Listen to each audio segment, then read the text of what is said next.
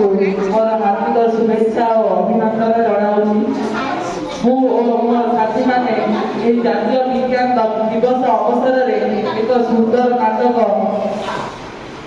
ଆମେ ତିଆରି କରିଛୁ, ଯାହାକୁ ବର୍ତ୍ତମାନ ଆମେ ପରିବେଷଣ କରିବୁ। ଆସନ୍ତୁ ସମସ୍ତେ ମିଶି ଏହାକୁ ଉପଭୋଗ କରିବା। ଏହା ନାଟକଟିର ନାମ ହେଉଛି ସପନ ଦେଖୁଛି ସପନେ ହେବାକୁ ସେ ବଡ଼ ବିଜ୍ଞାନୀ। ସପନ ଦେଖୁଛି ସପନେ ହେବାକୁ ସେ ବଡ଼ ବିଜ୍ଞାନୀ।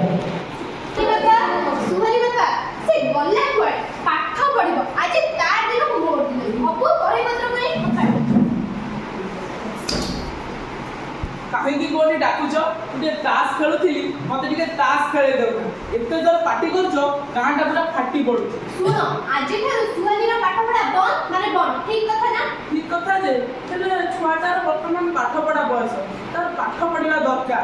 ସେ କଣ କହୁଛି ଗୋଟେ ବିଜ୍ଞାନୀ ହବ, ହେଲେ ତାର ଲକ୍ଷ୍ୟ ପୂରଣ କରିବା ପାଇଁ ତ ପାଠ ପଢିବାକୁ ପଡିବ। ନା, ସେ ପାଠ ପଢିବନି ମାନେ ପଢିବନି। ଜାଣିଛ ନା, ଏଇ ଆମ ଗାଁର ନିରପଣ୍ଡାଙ୍କ ପୁଅ ବଡ ଦୋକାନ କରିଛି। ଦିନକୁ ଦିନ ଖର୍ଚ୍ଚ ପଇସା। ଆମ ଝିଅକୁ ତାଙ୍କ ଘରେ ବିବାହ ଦେଲେ ଭଲ ହୁଅନ୍ତାନି ନା? ପୁରା ରାଣୀ ପରି ରୁହନ୍ତା, କିଛି ତାର ଅସୁବିଧା ହୁଅନ୍ତାନି। ହେଲେ ଏଇ କଥା ତମେ ସୁହାନୀକୁ କହିଛ? ହଁ, ଆଜି ବା ସକାଳେ ତାକୁ କହିଥିଲି। ସେ ମୋ କଥା କିନ୍ତୁ ନ ଆଜିକାଲି ସ୍କୁଲରେ ଖେଳ ଅଛି, ସିଏ ଆଜି ଆସୁ, ତା ଦିନକୁ ମୋର ଦିନେ। ତମେ କିନ୍ତୁ ପୁରା ଚୁପ୍ ରହିବ। ଠିକ କଥା ନା? ହଁ ହଁ, ଠିକ କଥା। ନାରୀ ଶକ୍ତି ଜିନ୍ଦାବାଦ। ହଁ ହଁ, ନାରୀ ଶକ୍ତି ଜିନ୍ଦାବାଦ। ତୋ ବହିପତ୍ର ବ୍ୟାଗ ଏପଟ ସେପଟ ହେଇକି ପଡିଛି। ତତେ ମୁଁ ମନା କରିଥିଲି ନା ସ୍କୁଲ ଯିବୁନି ବୋଲି। ମୋତେ ଭୋକ ଲାଗିଲାଣି, ଖାଇବାକୁ ତ ଦିଅ। ଛୁଆଟା ସ୍କୁଲରୁ ଆସିଛି, ଆଗେ ତାକୁ କିଛି ଖାଇବାକୁ ଦିଅ, ପରେ ସେଇ କଥା କହିଲେ ହବନି। ମୁଁ ତାକୁ ମନା କରିଥିଲି ସ୍କୁଲ ନ ଯିବାକୁ, ସେ ମୋ କଥା ନ ମାନି ସ୍କୁଲ ଯାଇଛି। ପୁଣି ସେଇ କଥା, ଆଗେ ତାକୁ ଟିକେ ଖାଇବାକୁ ଦିଅ।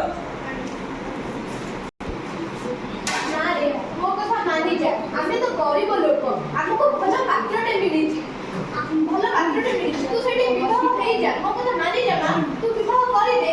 ତୁ ପଢେ। ମନା କଲି ନା, ଖାଲି ମନା କଲି ମାନେ ମନା କଲି। ମୁଁ ବାହାରେ ପାଠ ପଢିବି ସାଇଣ୍ଟିଷ୍ଟ। ମାନିଯା ମା, ମା କଥା ମାନିଯା। ମୁଁ ମନା କଲି ମାନେ ମନା କଲି। ମୁଁ ପାଠ ପଢିବି ସାଇଣ୍ଟିଷ୍ଟ।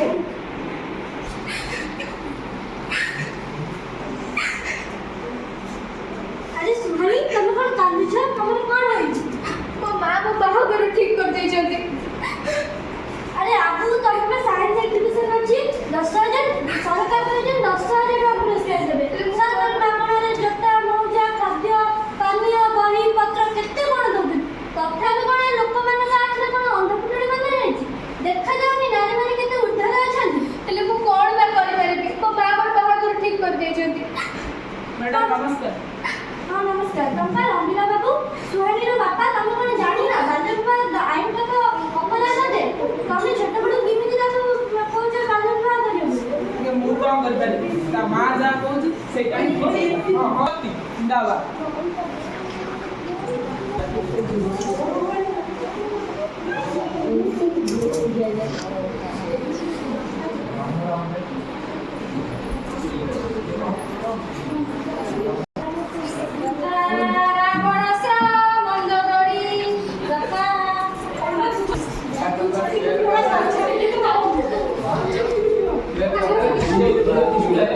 दीदी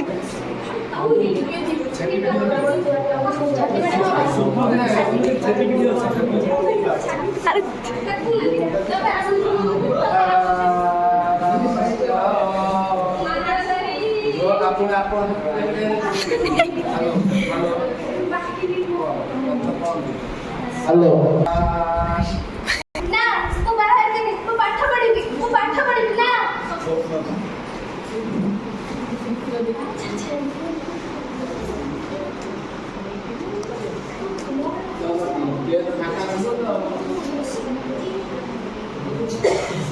ତମେ ଶୋଇପଡ଼ିଲ? ଉଠ ସୁହାନୀ, ଉଠ। ମୁଁ ହଉଛି ମ୍ୟାଡାମ କ୍ୟୁରି। ମୁଁ ବି ଦିନେ ଏମିତି ତୁମ ପାଇଁ ଝିଅ ଥିଲି, ଦିନ ରାତି ଏକ କରି ପାଠ ପଢୁଥିଲି। ମୁଁ ବି ସେୟା ଚାହୁଁଛି ତମେ ଦିନ ରାତି ଏକ କରି ପାଠ ପଢ। ଉଠ ସୁହାନୀ, ଉଠ। ହଁ, ମୁଁ ଯଦି ଆପଣଙ୍କ ଭଳି କଷ୍ଟ କରିବି, ମୁଁ ନିଶ୍ଚିତ କଠିନ ପରିଶ୍ରମ କରିବି। ମୁଁ ଯଦି ଆପଣଙ୍କ ଭଳି ସାଇଣ୍ଟିଷ୍ଟ ହେବି। ସୁହାନୀ ଉଠ, ପୁଣି ଶୋଇପଡ଼ିଲ? ଆରେ ମୁଁ କଳ୍ପନା ଚାୱଲା କହୁଛି। ତମେ ଯଦି ଏମିତି ଶୋଇପଡ଼ିବ, ତାହେଲେ ତମେ କହିଥିଲ ପରା ବଡ଼ ବୈଜ୍ଞାନିକ ହବ, କଠିନ ପରିଶ୍ରମ କର, ବଡ଼ ବୈଜ୍ଞାନିକ ହୁଅ। ହଁ ଦିଦି, ମୁଁ ନିଶ୍ଚିତ ଆପଣଙ୍କ ଭଳି ବଡ଼ ବୈଜ୍ଞାନିକ ହେବି। ନିଶ୍ଚିତ, ମୁଁ ନିଶ୍ଚିତ ଆପଣଙ୍କ ଭଳି କଷ୍ଟ କରିବି। ସୁହାନି ତମେ କ'ଣ ପୁଣି ଶୋଇପଡ଼ିଲ? ତମକୁ ବା ଜୁନିୟର ସାଇଣ୍ଟିଷ୍ଟ ହେବାର ଅଛି, ସେଥିପାଇଁ କଠିନ ପରିଶ୍ରମ ଦରକାର। ଏମିତି ଶୋଇ ରହିଲେ ହେବ ନାହିଁ। ମୁଁ ଡକ୍ଟର APJ ଅବଦୁଲ କଲାମ କହୁଛି। ହଁ ହଁ, ତୁମକୁ କଠିନ ପରିଶ୍ରମ କରିବାକୁ ପଡ଼ିବ, ଦିନ ରାତି କଠିନ ପରିଶ୍ରମ କରିବାକୁ ପଡ଼ିବ। ନା ନା, ଏ ସ୍ୱପ୍ନ ମୋତେ ଆଉ ଶୁଆଇ ଦେବନି। ମୁଁ କଠିନ ପରିଶ୍ରମ କରିବି। ମୁଁ ବାଲ୍ୟ ବିବାହ କରିବିନି। ମୁଁ ନିଶ୍ଚିତ କଠିନ ପରିଶ୍ରମ କରିବି। କୁଆଡ଼େ ଗଲ? ମୋତେ ପୁରା ଭୋକ ଲାଗିଲାଣି। ମୁଁ ସ୍କୁଲ ଯିବି। କ'ଣ ହେଲା? ତୁ ପୁଣି ସ୍କୁଲ ଯିବୁ? ମୁଁ ବା ତତେ ମନା କରିଥିଲି ସ୍କୁଲ ଯିବାକୁ। ନା ମୁଁ ସ୍କୁଲ ଯିବି। ନା ତୁ ଯିବୁ। ମୁଁ ଯିବି ମାନେ ଯାଇ ତ ନା ମୁଁ ସ୍କୁଲ ଯିବି। ଦେ ତ ନା ମୁଁ ସ୍କୁଲ ଯିବି। ଦେ ତ ନା। ଦେ ସ୍କୁଲ ଯିବି। ନା ମୁଁ ସ୍କୁଲ ଯିବି। କ'ଣ ହେଲା? ମୁଁ ସ୍କୁଲ ଯିବି। ମୋ କଥା ମାନିବୁନି ନା? ଆଉ ମାନିବୁନି ମୋ କଥା। ପିଲାଟାକୁ ମାରିଦେବ ନା କ'ଣ? ତମେ ପୁରା ଚୁପ୍ କର। ମାନିବୁନି ନା ସ୍କୁଲ ଯିବି। ମାନିବୁନି ବାପା। ବାପା। ମୁଁ କିଛି କରିପାରିବିନି ଆଜି। ତୁ ଗୋଟେ ଅଯୋଗ୍ୟ ବାପ। ନହେଲେ ଘର ଛାଡ଼। ମୁଁ କ'ଣ ବା କରିବି? ନା ପାଠ ଛାଡ଼ି ପାରୁଛି ନା ଘର। ନା ମୁଁ ପାଠ ଛାଡ଼ି ପାରିବିନି। ମୁଁ ଘର ଛାଡ଼ି ଯାଉଛି। ଯା, ତୋ ସ୍ୱପ୍ନ ପୁରା କରିବୁ ଯା।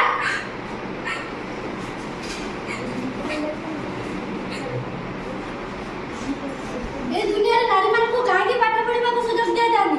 କାହିଁକି ଏତେ ଦୁର୍ବଳ ଭାବୁଛନ୍ତି? ବାଲ୍ୟ ବିବାହ କାହିଁକି କରିଦେଉଛନ୍ତି? ଏସବୁ କରିବା ଭୁଲ କଥା। ସୁହାନି, ତମେ କ'ଣ କାନ୍ଦୁଛ? ପୁଣି ତମର କ'ଣ ହେଲା? ମୋ ବାପା ମା ମୋର ବାହାଘର ଠିକ୍ କରିଛନ୍ତି। ମୁଁ ଘର ଛାଡ଼ି ପଳେଇ ଆସିଲି। ଆପଣ ଦୟାକରି HM ସାର୍ଙ୍କୁ କହି ମୋ ପାଇଁ ଗୋଟେ ହଷ୍ଟେଲରେ ବ୍ୟବସ୍ଥା କରନ୍ତୁ। ମୁଁ ବୁଝୁଛି ଯେ, ହେଲେ ମୁଁ କ'ଣ କରିବି? ହଷ୍ଟେଲରେ ରହିବା ପାଇଁ ବାପା ମାଙ୍କର ଯେମିତି ହେଲେ ସିଗ୍ନେଚର ଦରକାର। ତୋର ଭବିଷ୍ୟତ ପାଇଁ ମୁଁ ଆସିଛି। ମୁଁ ନିଶ୍ଚୟ ସାହାଯ୍ୟ କରିବି।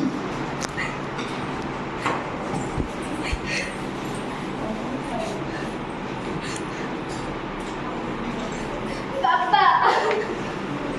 ଆରେ ମୋର ତୋ ପ୍ରତି ଏତିକି ଆଶୀର୍ବାଦ। ତୁ କଠିନ ପରିଶ୍ରମ କରି ନିଜର କଠିନ ପରିଶ୍ରମ ଦ୍ୱାରା ତୋର ସ୍ୱପ୍ନକୁ ପୂରଣ କର। ଯାଉଛୁ, କାରଣ ଜାଣିଛୁ ଡେରି ହେଲେ ତୋ ମା' ପୁଣି କେତେ ନାହିଁ କେତେ କହିବ। ତୋ ମା' ନା ରଙ୍ଗେଇ ପଣ୍ଡା, ତା ଜୀବ ନୁହେଁ ତ ହାରୁଆ ଖଣ୍ଡା।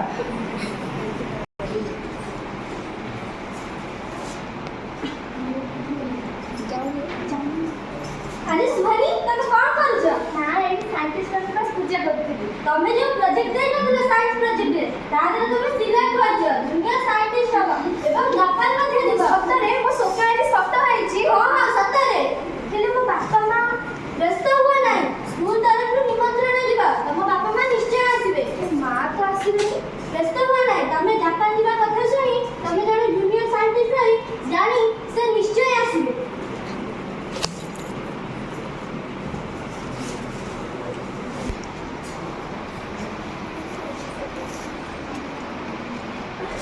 ସୁହାନି ମମି, ସୁହାନି ମମି, କୁଆଡ଼େ ଗଲ?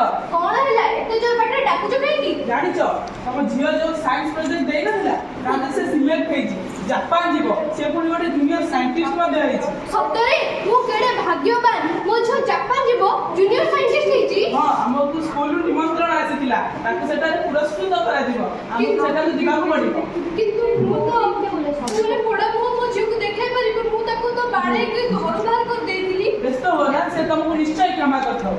ହଉ ଚାଲ ତାହେଲେ ମୁଁ ନୂଆ ଶାଢ଼ୀ ଆଉ ସଜବାଜ ହୋଇ ଆସୁଛି। ଠିକ୍ କଥା ନା? ନାରୀ ଶକ୍ତି ଜିନ୍ଦାବାଦ।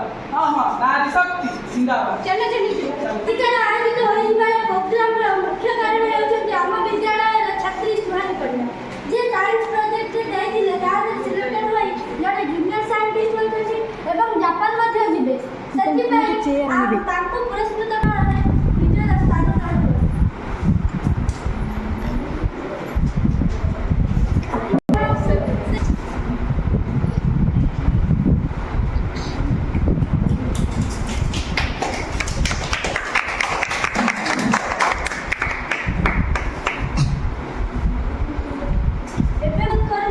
ଆମର ମୁଖ୍ୟ ଅତିଥି ଆଦ୍ୟାଶା ପିଅନ ଜେନା ମହୋଦୟ, ସେ ଯେଉଁ ପୁରସ୍କାର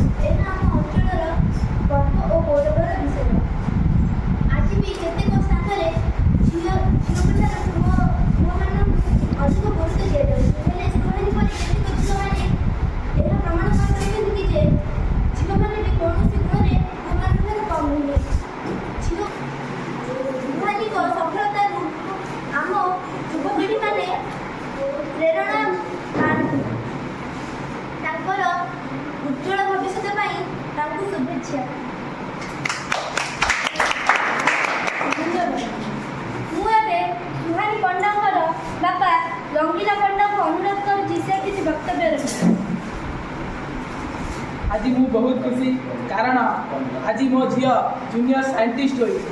ଦିନେ ତା ମାଆ ତାକୁ ବାଡ଼ଉଥିଲା, କହୁଥିଲା ତୁ ବାହା ହେଇଯା, କିନ୍ତୁ ସେ ନିଜ ଜିଦିରେ ଅଟଳ ରହି କଠିନ ପରିଶ୍ରମ ଦ୍ୱାରା ଆଜି ଏହି ସ୍ଥାନରେ ପହଞ୍ଚି ପାରିଛି। ଠିକ୍ ଏହିଭଳି ଭାବେ ମୁଁ ଭଗବାନଙ୍କ ଚରଣରେ ଏତିକି ପ୍ରାର୍ଥନା କରିବି ଯେ ସୁହାନୀର ଭବିଷ୍ୟତ ବହୁତ ଉଜ୍ଜଳମୟ ହେଉ।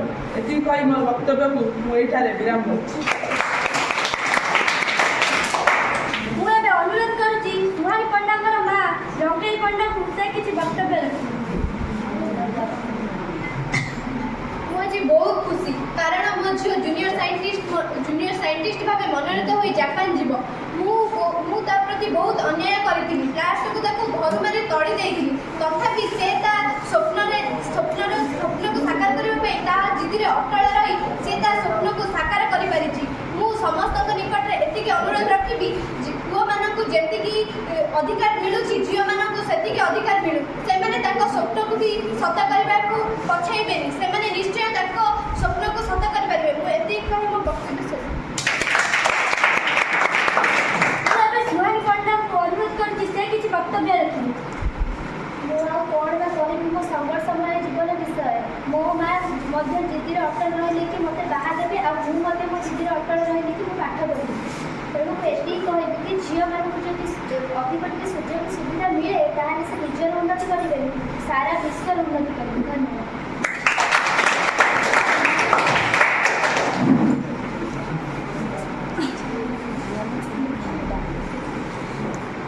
ଆଜିର ଏହି ବିଜ୍ଞାନ ଦିବସ ଅବସରରେ ମୁଁ ଓ ମୋ ସାଙ୍ଗସାଥିମାନେ ମିଶି ଯେଉଁ ନାଟକ ପ୍ରସ୍ତୁତ କରିଥିଲୁ, ସେହି ନାଟକ ମାଧ୍ୟମରେ ଆମେ ସମାଜକୁ ଏହି ମେସେଜ ଦେବାକୁ ଚାହୁଁଛୁ ଯେ ପୁଅମାନଙ୍କୁ ଯେତିକି ସୁବିଧା ସୁଯୋଗ ଦିଆଯାଉଛି, ସେତିକି ଯଦି ଝିଅମାନଙ୍କୁ ସୁବିଧା ସୁଯୋଗ ଦିଆଯିବ, ସେମାନେ ମଧ୍ୟ ଉଚ୍ଚତମ ସ୍ଥାନରେ ପହଞ୍ଚି ପାରିବେ ଏବଂ ଆମ ଅଞ୍ଚଳ ପାଇଁ ଗର୍ବ ଓ ଗୌରବର କଥା ଆଣିପାରିବେ ଏବଂ ଆମ ଅଞ୍ଚଳ ସହିତ ଆମ ଦେଶର ମଧ୍ୟ ଅନେକ କ୍ଷେତ୍ରରେ ବିକାଶ ହୋଇପାରିବ।